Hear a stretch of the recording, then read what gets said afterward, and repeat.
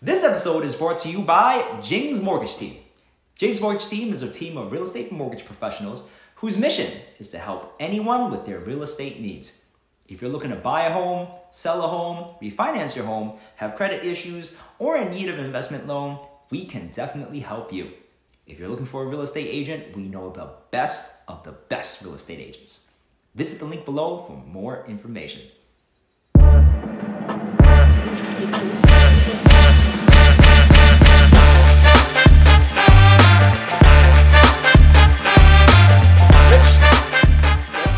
So much for coming on our podcast, Secret Sauce with Hamilton Lau, a podcast that look to inspire, aspire those that are listening, and hopefully through listening to this podcast, we'll be able to get some jewels and something that can help you in your life. I am honored today to have our guest, Rich Shane, a super successful businessman who owns two brokerages. He has a dynasty, 2 brokerages. His son is extremely successful in the commercial real estate market. And again, I am super honored to have Rich here to talk a little bit about himself and that secret sauce that makes him and his family successful. So Rich, if you could please, tell us how your upbringing and where you were born and how was your life like? Or we could just get right to the secret sauce. Oh yeah, or we can do that also. I am blessed to do what I love for a living, and I picked up my real estate license right out of the Army. I was 20 years old. Wow. And the Army or the Army? The U.S. Army. The U.S. Yes, Army, yes. not the Marines, but the Army. Okay. Not the Marines. Okay. I don't have a whole lot of regrets in life, but that is one of my regrets.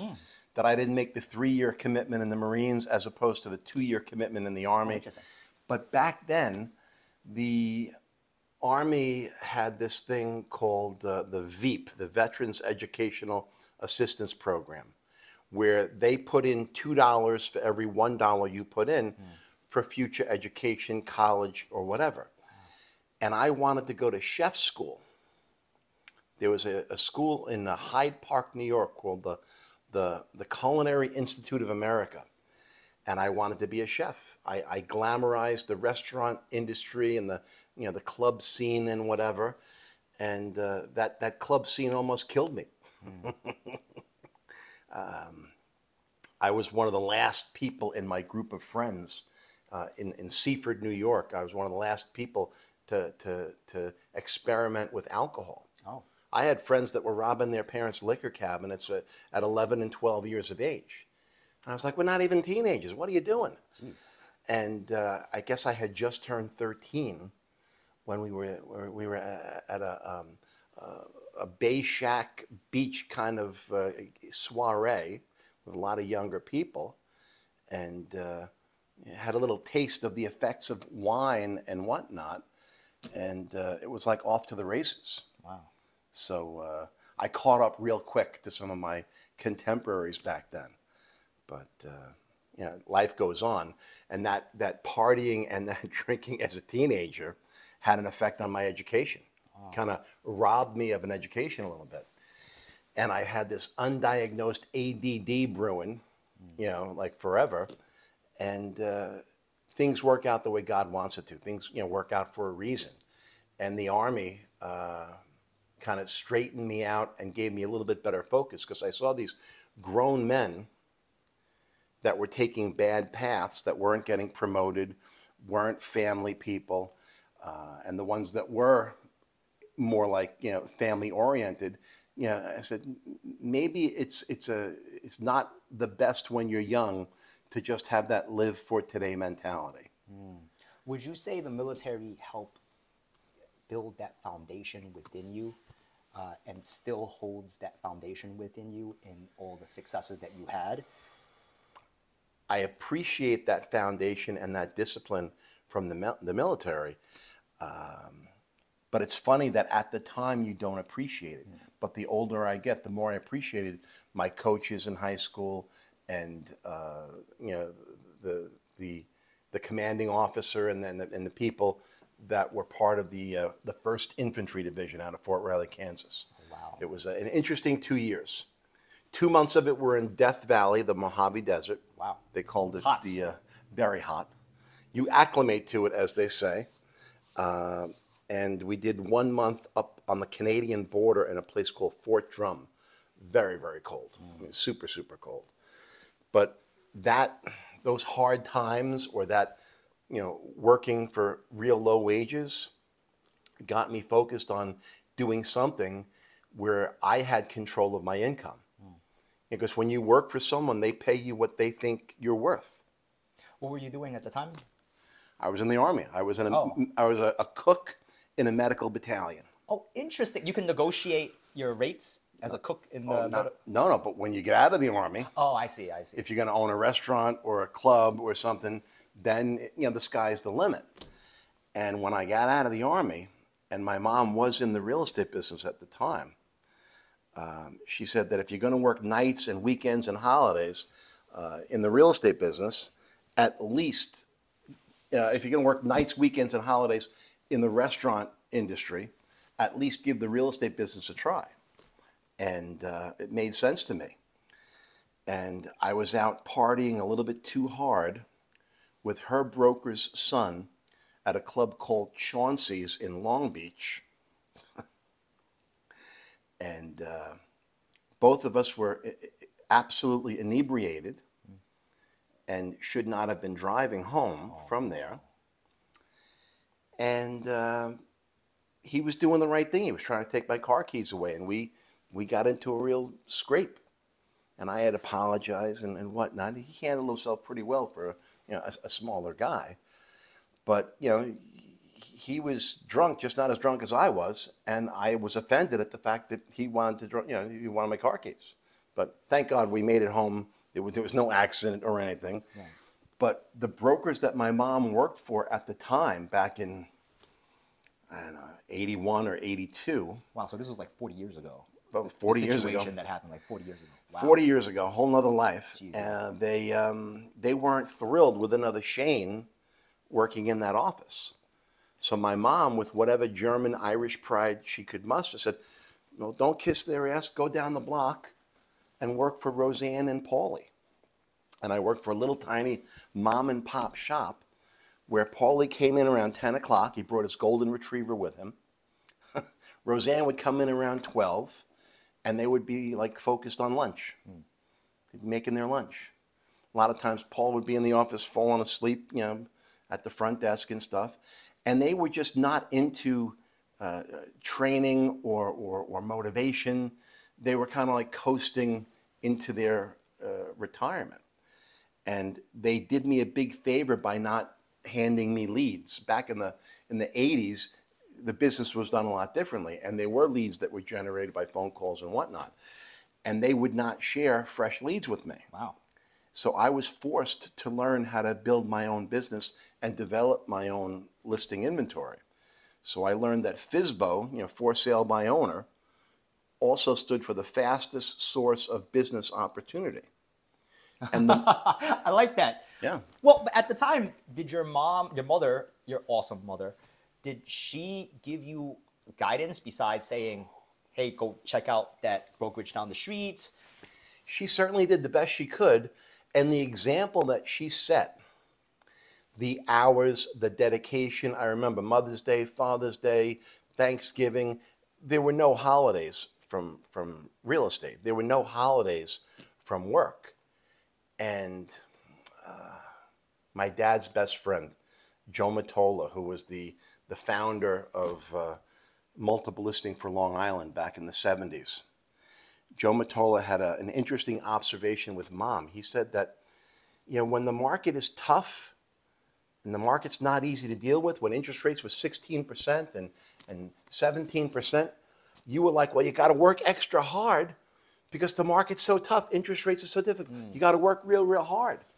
And when the market got better and it was much easier and it was the boom time, he said, you got to work extra hard because you got to make the money while you can. That's true. So it's kind of like faith in God. For those who believe, no explanation is necessary. For those who do not believe, none is possible.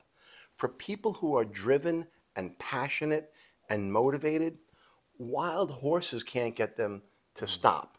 For those who are not really motivated, all the nudging, all the coaxing, all the persuading is only going to get you so far. And I love that. What was your motivating factor at that time? You know, because you weren't getting that much support from what you were saying from the brokerage, and it seemed like they were just, hey, I'm just gonna collect a cut from whatever you do, and if you don't do anything, it's okay with me because we're about to retire. It seems like that was the attitude at the brokerage that you were at, right? yeah, but Roseanne had a wonderful way about her. She had a good attitude, and one of her marketing ideas was matchbooks. Like people smoking cigarettes or whatever, matchbooks with her name and phone number on them that she would hand out at the bowling alley. Now, I wouldn't think the bowling alley is the greatest place to prospect, but you'd be surprised that she did have things going there. And I'm grateful for the fact that they taught me how to develop my own business, and I was willing to face rejection. I was taught in a different sales job that they're not necessarily rejecting you, they're rejecting their perception of your product or your service. So you have to learn how not to take rejection personally. And as an acne, pimply-faced teenager, I learned about facing rejection when it came to girls. So that rejection prepared me very well for sales and for real estate. But when you do what you love, you never really have to work a day in your life. And back when I was working for that office for Roseanne and Paulie at Mid-Island Homes on Merrick Road in Seaford, there was a gentleman that owned a company down the block, Century 21 Fitzgerald. Alan Agaloff was his name. And Alan told my broker that Rich is a calamity of errors and he's never going to make it in this business.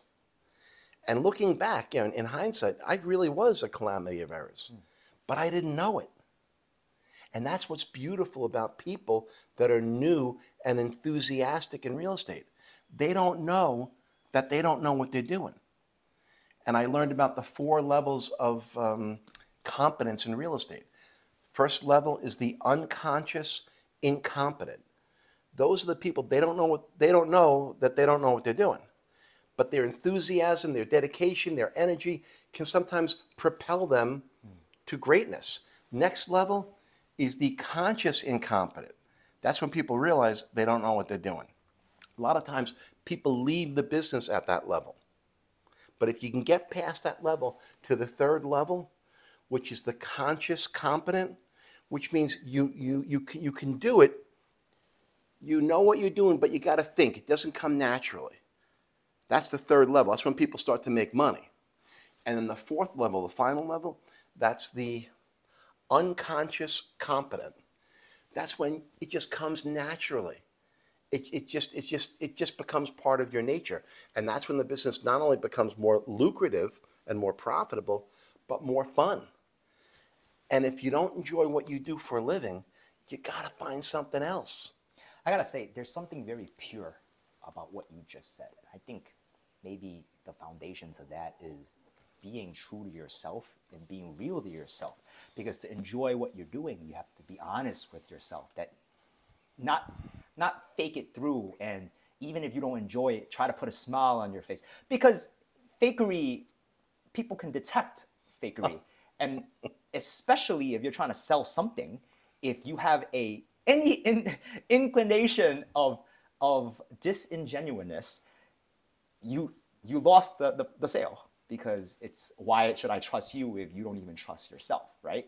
I think there is something very pure about everything that you just said, because in order for you to really enjoy what you're doing, that might even be that secret sauce in that sense, in that particular aspect, right? To really properly sell anything, you have to be real with yourself and enjoy what you're doing, because people will see that and feel that, and it can definitely help. Well, meeting you and your lovely wife, that was like a milestone, or somewhat of a wonderful I call it a God incidence, not that it's not a coincidence, but a God incidence. I think everything happens for a reason. And, I barely graduated from high school, or barely graduated from summer school in 1982. And college really was like the worst 3 weeks of my life. I mean, college was something where I took real estate banking and insurance at Nassau Community College, also known as the 13th grade, also known as Turnpike Tech. But I didn't drop out of the real estate part because that was what really had interested me. And back in 1984, you could actually get your license and you had 6 months to take your 45 hours training to get that certificate. It was very basic back then. It was like a 13-page pamphlet that you read. And I felt like if my parents passed that test, I don't even have to study for it. Well, I failed it the first time I took it. So I took it a lot more seriously the second time. And when I took my broker's exam a couple of years later, that I took, very, very seriously. That must have hit you hard, huh? It's like a humbling experience, right? It's like, yeah, my parents didn't need to study. I don't need to study. But now it's like, all right, I really gotta study. It was a wake-up call. It was a definite wake-up call. I mean, yeah, that's a good thing, right? Every young person needs to be humble. I was influenced by people that I cared about and respected in the business, that if you're in the real estate business and you're telling people that they should buy houses, you should own a house. And even though I was 22 years old, I had somewhat of a psychic change. And my faith wasn't as strong as it should have been. But I had kind of made a decision to turn my life and my will over to something bigger than me, or stronger than me. And I had said, if I'm like the town drunk and I'm crashing cars and making a nuisance of myself, I don't think that's going to be very good for business. The people in the Kiwanis Club aren't going to be attracted to that. The people in the Chamber of Commerce aren't going to think that's too wonderful. So I had made a decision. The community also, not even just them, just in general, right? Very bad for business. Exactly. So I made a decision that I would not pick up a drink one day at a time, and that the higher power or God could take care of everything else in my life. And at 22, it's kind of a big undertaking to kind of let go and let the powers work things out. But looking back, it was the best decision I ever made in my life. I've been involved in thousands of deals, thousands of transactions, but that was the best deal I ever did in my entire life. And I'll be eternally grateful for that. But it took me 5 or 10 years to really appreciate the simplicity and the beauty of that fellowship and of that gift. It's absolutely God-given.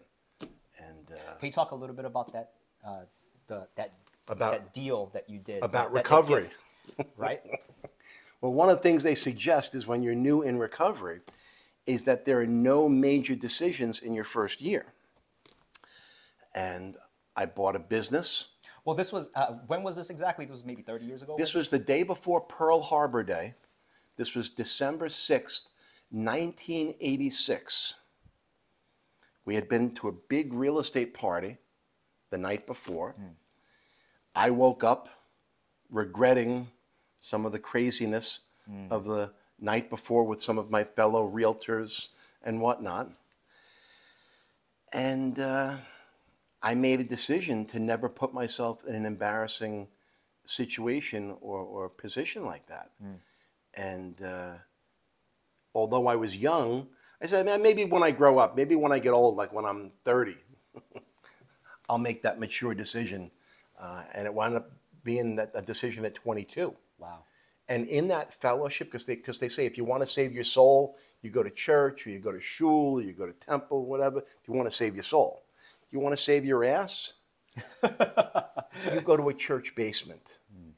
And in the church basement, there's a level of spirituality and a level of love and compassion that you don't see in the fancy pews, Right. that you don't see necessarily on the upper level in that church. If you don't mind me clarifying for our viewers, Well, it is, you basically, the second word of that is numbness. And that's the reason why a lot of the celebrities that mention the program specifically are not really following the traditions. It is to be shared if and when it's appropriate within the fellowship itself. Got it. And it's a gift from God, but they suggest no major decisions in your first year. I bought a house, I bought a business, All Island States, which was an established business, and I got engaged. Wow. All in the first 6 months, 7 months. So Jeez. they were pretty big decisions. Wow. But the secret sauce, another real part of the secret sauce, in my opinion, is in sales. If you've got that obsessive compulsive gene, if you've got that personality where when you like something, you really, really like it, that can be wonderful if you take that addictive, compulsive personality and you focus it in a positive direction. Oh, yeah. But what happened was, I guess 7 or 8 years into real estate, I had been put in a situation where I was tempted to buy my dream home in Massapequa. Beautiful, sprawling ranch, waterfront home on a quiet cul-de-sac block on probably the biggest canal in Massapequa. Now, this was during the time that you just joined, or this was afterwards? Well, I bought my first home in '86, which was the same year I had made the decision to buy All Island Estates. Right. Oh, got it. And the interesting thing about that was that my mom had been interested in buying that business because she was still an associate with another office in Seaford. And my mom was great at helping people to make this, helping other people to make decisions and commitments, buying houses and selling houses. But she wasn't as good at making that decision for herself. But primarily, I really think she wanted to be on Merrick Road in Seaford. That was her niche. That was the area that she loved. And that was a big part of why I think that she was a little hesitant to be in that location in Wantagh. But there was this sweet woman from Long Beach, Irene Brotman. I'll never forget this cute blonde lady. She said, forget about the mother, go after the son. The son's doing tremendous business, go after him. And she basically made me a similar offer to what she had made my mom. And I just said, thank you so much. I'm honored, but I'm 22. I live at home with my parents. My laundry is done. The food's in the refrigerator. I'm carefree. I don't want to have the responsibility of owning or running an office, but thank you very much. So she finally came to the point where she offered me half the business practically free, $10,000 for half of her business. Holy moly. And I became the youngest franchisee in the United States and Canada for a franchise called Realty World. And we were Realty World All Island Estates Realty Corp. Real long name. Well, I want to ask you, why do you think she offered you such a great deal? Might have been because she was desperate. Okay. Desperate times call for desperate measures. But I think it was also because she saw the ability that I may have possessed to turn her company around. Yes. And I more than quadrupled her listing inventory. I nearly tripled her staff. I took the office from 10 people to over 30 people, roughly 30 people. And things had really started to go well. You had that young energy, that had first level energy you were saying, I had that right? passion. I had that zeal. And I've got to give my ex-wife credit. She definitely worked very, very hard. Yeah. And she kind of managed the rental department, which was very helpful at that time to kind of keep our cash flow going and whatnot. But 6 months into the partnership, she said, my husband's not well. He had a terrible auto accident on Sunrise Highway in Seaford. He was thrown through the windshield of his car. May he rest in peace. Angelo was a wonderful man. He lived for another 20 years. But it was rough on her. She wanted to move down to Florida, just outside Orlando. So I wound up having to pay her $76,000 for the second half of that business. Oh, wow. So the business that she gave me the first half of $10,000 wound up costing me $86,000. And my ex-wife, my mom, would love to tease me when, oh, she took advantage of you. She saw you coming. You know, she gave this young kid an opportunity that most folks wouldn't even consider. So Maxine Begonia and I are still friends on Facebook. We still keep in touch, whatnot. And I'll never forget how patient and kind and generous she was with her mentoring and her coaching, because it's not easy to coach a 22-year-old. You know, young people in their 20s, they think they know it all.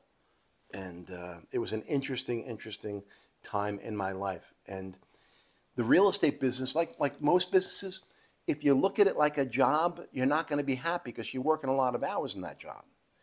But if you look at it like the restaurant business, that it's a lifestyle, it's not just a job or just a career, it's a lifestyle.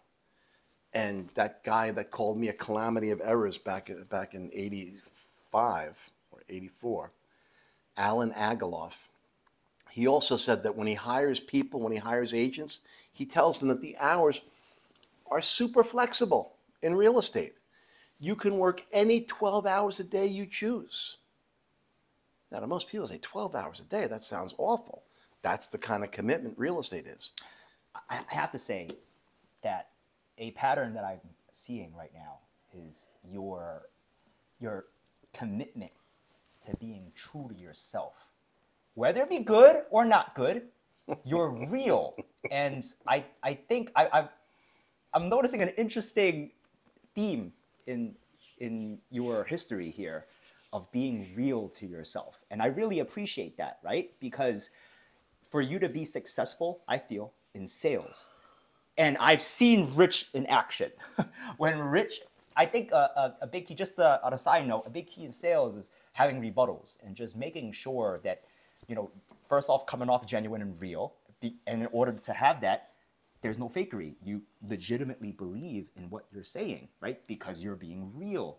And once you have that and you have your rebuttals, there is no real reason for somebody to hang up or to say no, because they have to be a fool, right? Or maybe they're just being illogical and they hang up, right? Or they might not be ready at that time. Sure.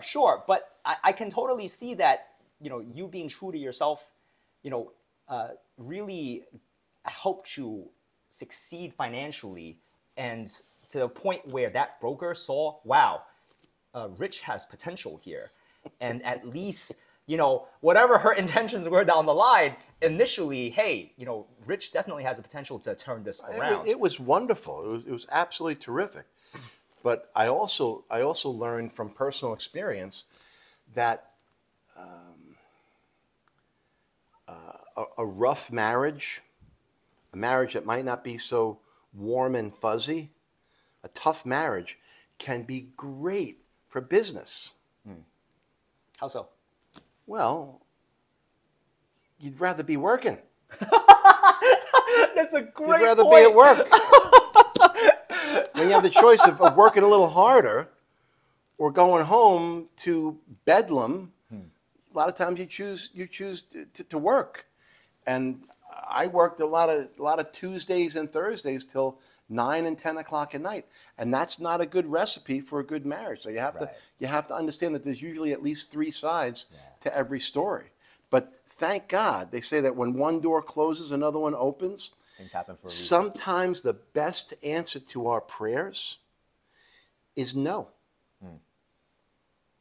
Sometimes God has a much better plan in store for us. So we have to be grateful sometimes for unanswered prayers because God had someone better lined up for me. It's much better to wake up next to someone that doesn't hate you. Much better to wake up next to someone that you look forward to spending the day with or the rest of your life with. Yeah. And I've discovered in the past 21 years that a good marriage can be a little bit bad for business. But I do want to say that My motivation and my intensity and my drive and my workaholism took a paradigm shift when I met my wife. wow. But since I had 18 years at that time, I had 18 years of solid foundation under me. I had built up a system. And unlike a lot of top producers, I love to share my leads with people. I love to share deals with people because it helps the clients and the customers have better service, and it enables me to travel. It enables me to vacation. It enables me to go someplace warm when it's cold outside. So that might be the secret sauce, is work hard and play hard. Who knows? Yeah, I do want to say, just come back to a point that you made about, at least for real estate, being a lifestyle, right? I do want to say, there's a great, amazing documentary on Netflix, The Last Dance, the story about Michael Jordan. And it seems like I loved it. And it seems like it is a pattern here, like enjoying what you do, being real to yourself, and just going all in on it, because then it just doesn't feel like work. And I think, let's be honest here. It doesn't matter what industry you're in. If you don't like what you're doing, are you really gonna be the most effective, the most optimal that you can really be? Learn to love your work. You have to learn to love your work. Because you're going to do it for a long time. Yes. Or plant the seeds so that opportunities open for you in what you're doing. And to me, it seems like that's a consistent factor for you too, because you love what you do. That you made the right decisions because you liked what you do, and then opportunities started presenting yourself. Some people call that luck. To me, I call that making luck for yourself. And this only, to me, in my opinion, this only happens when you truly love what you do. Because if you don't love what you do, why would you want to go the extra distance to plant seeds for yourself? At least that's mine. My grandmother used to say, tell the truth and shame the devil. She was tough. My grandma was tough, but tough Irish. I gotta be blunt with you. I gotta be brutally honest with you. I don't love the business as much as I used to. I don't. And I used to think that I was going to be like my father-in-law and be licensed for 70 years. My wife, who was never in the real estate business, my wife managed a printing company in Farmingdale off of Route 110. We were getting serious. We were talking about the future and whatnot. And I said, I believe in work hard, play hard. You can't just have 3 weeks vacation per year. That's not going to cut it. And I remember her saying, well, when we're engaged, when there's a ring on my finger, well, then I'll go to real estate school. I said, we've been talking about it. When I got a ring. I have no problem with making decisions. When you know something in your heart is right, it's right. And it was, I met Judy, and I was a goner. I fell for her head over heels, and she was never married before, never had children. And when we bought this house 21 years ago or 22 years ago, we were like, we were having so much fun. We're traveling, going down to the Florida Keys, all the time. And we were married only 9 months, and I got a phone call on the 4th of July. Got a phone call from my ex-wife, who was living about 30 miles away in Kings Park, Fort Salonga, Kings Park area. And my wife, like a typical Italian on the 4th of July, preparing, making sausage and peppers and food. We're going to be having people over the house. I don't have a giant house, but I have a backyard that we've enjoyed, and we keep our toys on the floating dock in the canal.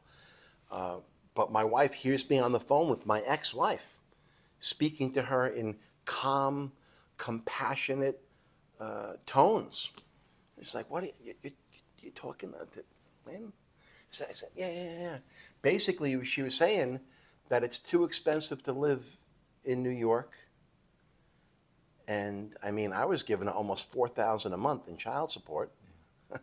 And she walked away with, almost 7 figures in a divorce. And and we were like 38 or 39 years old at the time. And she's saying she wants to go to Florida. And before I could say you can't take the kids more than 25 miles outside of Massapequa or whatever, she said, and the kids can live with you and Judy. So I could not believe that that I would have my children back after just a year and a half or less than 2 years of being separated, that they were coming to live with us. Wow. So my wife didn't flinch. She didn't blink an eye. She said, of course we're going to welcome your children into our home. So she took a 7-year-old boy that had learning disabilities, Matthew, an 11, 12-year-old girl with, preteen girls can be a trip, man. They can be crazy. You're not my mother kind of stuff. Geez. And she brought them back to life because they were running wild in Kings Park. I remember my daughter at 11 or 12, her mom saying, "You're not allowed to smoke in the house." Wow. Having kids over, parties over, not allowed to smoke in the house, meaning you got to be in the backyard or whatever. That's insanity. So I'm a lazy, easygoing dad. My wife is a strict Italian mother, and she taught them discipline and she raised them right. So I'm so grateful for that. But I don't think I'm going to do this for 70 years. I think I'm getting done. well, another 12 years, another 12 years, and I might be ready to be put out to pasture. You never know. Oh, don't say that, Rich. You know what it is? My mom's 83 and she refuses to retire. You know what it is, 83. Rich? If you, I believe that whatever chapter ends, and I put this in quotation marks, whatever chapter ends, it's just the start of a new chapter. So you'll just pour your energy and focus onto something new. That's all. But I gotta come back to this because I want to talk about when you purchased your first brokerage. Like how interesting of an experience that is. You were 22, 23 at the time, right? I was 22. Suddenly. And I was 23 when I bought Maxine out of the business. Right, and this must be a trip for a 23-year-old, right? To now be owner of a brokerage with people under you. How was that experience like? I guess I was too excited and I was too motivated, maybe even by desperation, to really allow the fear to stop me from doing what I wanted to do or what I needed to do. And, I'm not the smartest guy in the world. I'm certainly not an educated guy by any means. But God has put wonderful people in my life that have become part of my team that were able to help me in areas where I was lacking. So where my people skills helped me and my prospecting skills helped me and my closing skills helped me, I had other people with me to kind of put the pieces of the puzzle together. And I'll never forget, may she rest in peace, Lorraine Cuomo Shabani lived right up the block from the office. She was one of the agents that I adopted or I got when I bought the business. And she was gung-ho for real estate. And she was a hard worker and she was focused. And she was with me for over 30 years, which meant she was with the company for over 34 years. So it was a little bit scary, but I delegated a lot of the administration work and a lot of the paperwork kind of stuff to other people so that it would free me up to work in the field and to be out there. And recruiting was a lot easier back then because I think that the people could see that activity breeds activity. And the slogan, large enough to serve, yet small enough to care, it's more than a slogan. We do what the smaller offices or the agent warehouses or the people working out of their house, we do what those people can't afford to do with the personalized service and the flexibility that some of the big corporate giants either can't offer or don't offer. People ask, well, how much do you charge? And I tell them with a little twinkle in my eye, as much as we possibly can. And if you read in between the lines, that means that we have 2 or 3 different programs or 2 or 3 different ways to get the job done. And I'm in this house over 21 years, and only since the pandemic could I make a profit on this house. I paid almost $600,000 for this house back in 2001, and we put well over $400,000 into it, the top, the backyard, the pool, the dock, the pavers, the kitchen, whatever. It's over $1 million. And only in the last couple of years would we be able to get that amount or more than that amount. Because even though we weren't touched by Superstorm Sandy, we got no salt water in this house. Wow. Our neighbors did. So we're at the highest point in this peninsula. So there was water in the backyard. We had damage to one of our sheds. We had damage to the docks, lost a couple of jet skis. The water came close, but it did not come in our house. But the fact that so many other homes were affected by the flood has had a huge impact on values, not just on the water, but near the water. So it was a tough time for people. I remember my wife and my son were at home. I think my daughter might have been in college at the time, and they were telling about how high the water was raising, and I think it was like 2012, I believe. It was how bad it was. And I remember I complained about the pool temperature not being warm enough in Florida because the heater wasn't working properly. Right. And my wife was like, "What, are you kidding me? You better get back to New York right quick." Yeah. So, but I want to say, the philosophy that you have given just now, super valuable. Doesn't matter what industry you're in. I think it's perspective is always important in any business, and it's a great perspective that you had. Your brokerage offered what big brokerages can offer, but also can offer what little brokerages can offer as well, which in this case, again, that personalized, individualized experience that you will never get in, say, a bigger box, brokerage. But yeah, talk to us about your decision on the second brokerage. I mean, was this something that it wasn't a decision. Mom finally had enough. Mom finally got to the point where she had knee surgery, and she was staring down the barrel at a full shoulder replacement, which can be very painful. You think knee surgery is bad? The shoulder surgery is even tougher. So she got to the point where she was starting to think about retirement. So at 77 years of age, she gave up control of Shane's Anchor Realty on Merrick Road in Seaford, and that became a focus of mine 4 or 5 years ago. And I want to keep that culture, the way it is. I don't want to be making crazy overnight changes too quickly, but we have kind of reinvented that office a little bit. We've kept it as 2 separate companies under one umbrella, and the commercial business that we're doing out of the Wanto location has really changed the trajectory.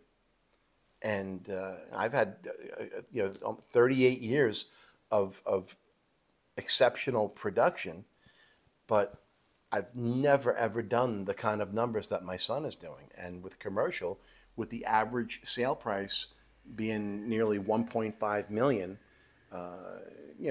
the checks are a lot bigger. The checks are a lot different. So we are thrilled to death to see that revenue source there. But we certainly aren't going to let go of our residential roots in the residential business that we do. The numbers kind of speak for themselves. But the people in the office, they have to understand that there's really no seniority in the real estate business. And you're only as good as your current listing inventory, or you're only as good as your last year's statistics sometimes. And people don't retire from real estate. They become listless. They fade out of the business. And I think it said like 82 or 83% of the people that get their license are out of the business within 2 or 3 years.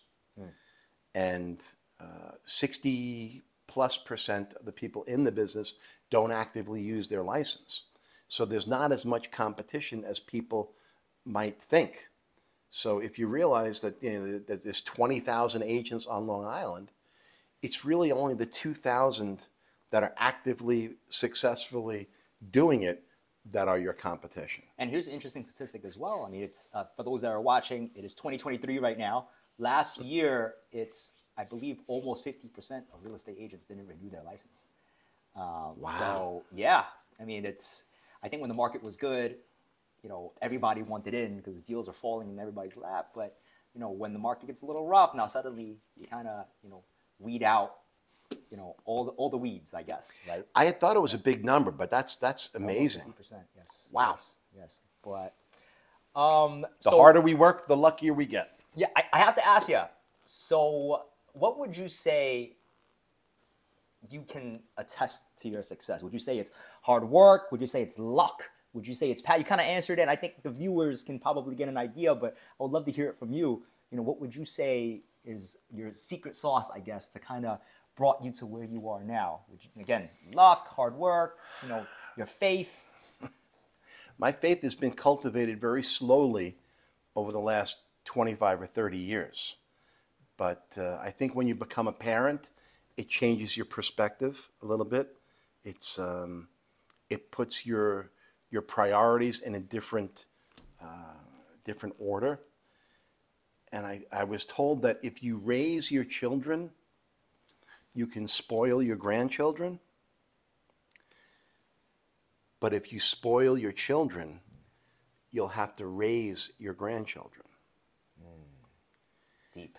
And I can't take the credit for my kids turning out so well. I'll take credit for falling in love with Judy and for picking a wonderful wife and life partner. But she gets 80% or 90% of the credit for my kids turning out so well and doing such a great job with that. Having the right partner in your life, having the right spouse can certainly help you on your career path and on your focus. But if you're not focused, if you're not driven, if you don't have that Kai Zen, it's a problem. And a lot of people in the real estate business, they're so full of crap, pardon my saying that, but they say, I work 7 days a week. And they use that mentality that they work 7 days a week as a justification to never work more than 3 or 4 hours in a day. And I had 4 days a week that I was totally focused on, and I had 2 lighter days, and I had 1 solid day off. And by having at least 1 committed solid day off helps you to be more focused on your other days. I wish I would have embraced technology more. I wish I would have learned, like Matthew learned, about constant contact and email blasts and text blasts and stuff like that. But we are going in that direction right now. Yeah. Social media appeals to my cheap side. It appeals to my frugal nature, that the social media marketing and advertising is like pennies on the dollar compared to, a full page color ad in Newsday or brochures or whatever. Like a billboard, right? Those are dying out, by the way. But it is. But I want to say, again, it just seems to me very consistent with the theme, because I've interviewed a lot of people, for the podcast and in my past life as, children's services, and I was, teacher as well. It seems like where, people's lives are, you can see who's honest with themselves their entire life. And when I say that, it's, honest with themselves. When you encounter an obstacle, do you run from it, or do you say, hey, let's analyze the obstacle and figure out, what we can do to overcome this, and let's assess ourselves and how we can overcome it, rather than say, hey, this is too hard, I don't want to do it, or, so-and-so, my parent wouldn't want me to do it, even though I sort of want to do it, right? It seems that, whether it's ups and downs in your life, it seems that you were committed to really doing what you feel is the right thing for you to do. and you're committed to it. And again, ups and downs, whether it was good or bad, you committed to it. And it seems like being honest with yourself, being true to yourself, helped get you to where you are now. I mean, would you agree or disagree? I agree, but I certainly don't. I don't give myself credit. I give God the glory Yes. for living a sober life and overcoming a couple of huge hurdles, a couple of huge financial reversals. Oh, okay. To have a seven-figure loss, a seven-figure loss at the stroke of a pen is difficult. And I grew up poor. Right. My father was a bus driver. My mother never worked until my dad got real sick. And I think that my dad getting sick, he had his first heart attack at 41, his second at 47, and his third heart attack at 58 took him on Christmas week. It was a rough Christmas for us. My daughter was only 2 years old, or maybe she was just under 2 years old at that time. And it was rough. It was a rough Christmas, but the show must go on. Do we have time to talk about what happened with the seven-figure loss? When I went through a matrimonial, when I went through a divorce. Oh, I see. Yes. It's not giving away. It really is half hers too. Right. Like when people say, I gave her a house. It was half her house to begin with. And my ex-wife was very reasonable and very fair with the valuation on rental properties and Florida property. So I, in turn, had to be reasonable with her on the marital residence, which, thank God, was almost paid off.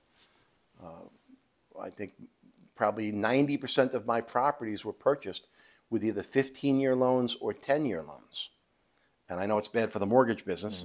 No offense to you and your lovely wife. No. But people that don't ask for owner financing are missing out. I've had owner financing on many of the properties and the projects that I was involved in. But I remember my ex wanted a timeshare in St. John in the U.S. Virgin Islands. And you can't give those things away. So I said, go with God. You can have that timeshare. I'm going to take the place in the Florida Keys in Isla Morada. And we had at least one place in that same development for almost 19 years. And eventually the kids got sick of it. Judy, my wife today, she got sick of it. So they strong-armed me to sell the last unit in Isla Morada in the upper Florida Keys. And I think we have found a new winter home in Singer Island. And we love the fact that it's, you've got the action in Palm Beach just south of us. You've got Jupiter and Juno Beach just north of us. We're 15 minutes from the airport. It's a wonderful blessing. But the idea, I was joking around about retirement, the idea of retirement, I don't know if that's ever going to happen because I love it too much. Right. But I always think to myself, at my weight, how successful am I? How sober am I at 285 pounds? So I think that's going to be the next project. I just had bad news last week about my vision, about my detached retina surgery. Yes. And they say that when you have that surgery in the eye, that there's a 15% chance that it's not going to work, that it's going to go bad. That's just a small chance, right? You can't be lucky all the time. And I'm so blessed that my left eye works, perfectly. Yeah. My beautiful wife, she has had poor vision from early childhood. Many people never enjoy decent vision. So I'm going to survive and I'm going to get by on one eye for hopefully another 20 years. God bless. And you've certainly been through worse in your life, right? So it's all relative at the end. But I'm definitely going to link Rich's information, Matt's information in the description. Again, owner of Shane's Anchor, owner of All Island Estates. Amazing person, amazing human being. Rich, I don't know how else to end this. God bless. Thank you so much for coming on this podcast. You and your beautiful wife. I hope that we do business for many years to come. Absolutely, absolutely. Thank you so much. I appreciate Thank you, it. brother. Yeah.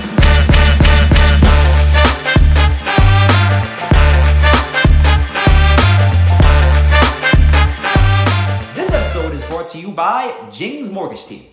Jing's Mortgage Team is a team of real estate mortgage professionals whose mission is to help anyone with their real estate needs. If you're looking to buy a home, sell a home, refinance your home, have credit issues, or in need of an investment loan, we can definitely help you. If you're looking for a real estate agent, we know the best of the best real estate agents. Visit the link below for more information.